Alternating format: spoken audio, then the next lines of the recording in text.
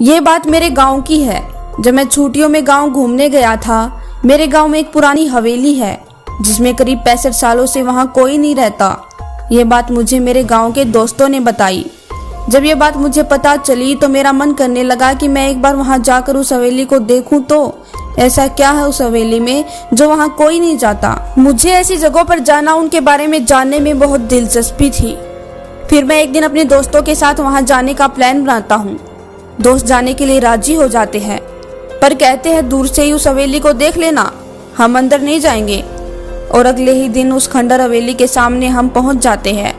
वहां दूर दूर तक कोई आता जाता नहीं था। मैंने जब ये बात अपने दोस्तों से पूछी कि यहाँ अगल बगल कोई क्यों नहीं रहता, बल्कि इस रास्ते से कोई आ जा भी नहीं रहा है, क्यों? तो मेरे दोस्तों ने बताया ये हवेली सिर्फ एक खंडर और पुरानी हवेली नहीं है, बल्कि ये हवेली एक भूतिया श्रापित हवेली है। मैं बोला, ऐसा तुम इतने यकीन से कैसे कह सकते हो? मेरे दोस्तों ने कहा, यहाँ पूरे गांव का यही मानना है। इसके बारे में बहुत पुरानी और सच्ची घटना प्रसिद्ध है। मेरे मन में इसके बारे में जानने का ख्याल और बढ़ने लगा। मैंने पूछा, क्या है इसके पीछे की कहानी? तब उनमें से एक दोस्त ने मुझे बताना शुरू किया। आज से करीब 65 साल पहले इस हवेली के मालिक बहुत बड़े जमींदार हुआ करते थे।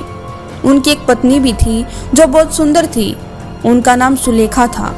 उस समय डाकू ज्यादा हुआ करते थे और डाकुओं के खौफ से लोग बहुत डरते थे। डाकुओं की टुकड़ी जिस गांव में भी घुसती थी, उस गांव को पूरी तरह से बर्बाद कर देती थी। तो मेरे मन में एक सवाल पूछने की जिज्ञासा उठी। मैं बोला, फिर जमींदार का उन सबसे क्या लेना देना था?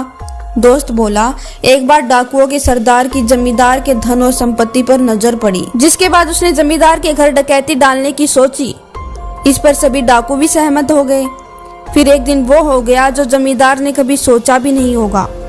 डाकुओं ने एक दिन जमींदार की हवेली पर रात में डकैती मार दी। जमींदार ने भी अपनी सुरक्षा के लिए पहले से ही कुछ सिपाही और नौकर रखे हुए थे, जो डाकुओं की हवेली पर घुसते ही उनसे लड़ पड़े। पर नतीजा ये निकला कि जमींदार के सिपाही और नौकर बहुत कम और साधारण हथियारों के साथ थे।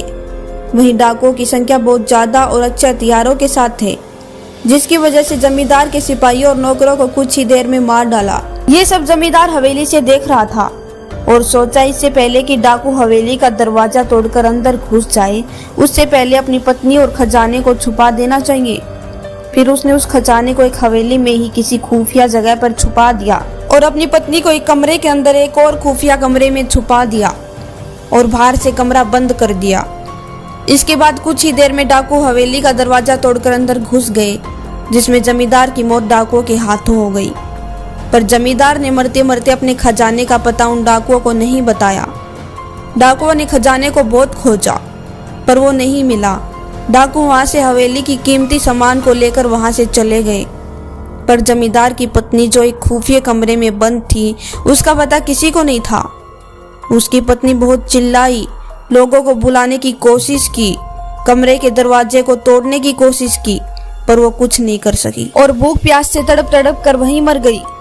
उसके मरने के कई दिनों बाद उसकी लाश से बदबू आने लगी और जब लोग उस हवेली में गए तो उस कमरे के दरवाजे को तोड़कर लाश को बाहर निकाल लिया और उसका अंतिम संस्कार किया गया। कहा जाता है कि आज भी वो अपने पति का इंतजार उस कमरे में करती है कि उसका पति कब आएगा और कब उसे आजाद कराएगा। और आज भी उस हवेली में उसकी इजाजत के बिना अंदर जाने वालों को सजा देती है। मैंने अपने दोस्तों की ये कहानी सुनकर उन पर विश्वास नहीं किया। मैंने पूछा, क्या यार तुम लोग बिना कब की बात लेकर आज तक बैठे हो? इसका कोई सबूत है क्या तुम लोगों के पास? तो उन लोगों ने बोला, कुछ लोगों ने उस हवेली में जाने की और वहां रुकने की गलती की थी, जो आज तक इस सदमे को भूल नहीं पाए हैं। मैंने पूछा, ऐसा क्या हुआ था उन लोगों के साथ इस हवेली में? तब दोस्तों ने मुझे बताया, एक बार एक अपराधी जेल से भाग गया और इस हवेली में आकर छुप गया था। उसके बाद कोई कुछ नहीं जानता कि उस हवेली में उसके साथ क्या हुआ था। बस दूसरे दिन उस अपराधी की लाश उस हवेली से मिली। मैं बोला, ये हादसा भी तो हो सकता है।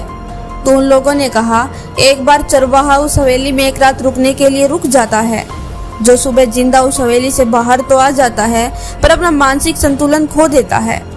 तब से वो आज तक पागल है। ये सब बातें सुनकर मुझे भी उनकी बातों पर विश्वास होने लगा और उस हवेली के अंदर जाने की मेरी कभी हिम्मत नहीं हुई। इसलिए हम लोग वहां से घर चले गए और दोबारा फिर मैं कभी उस हवेली को देखने नहीं गया। ऐसी ही और सच्ची घटना पर आधारित कहानी के लिए चैनल को सब्सक्राइब जरूर कर लें। मैं मिलती हूँ आपसे एक और अमेजिंग वीडियो के साथ। तब तक के लिए जय हिंद, जय भारत।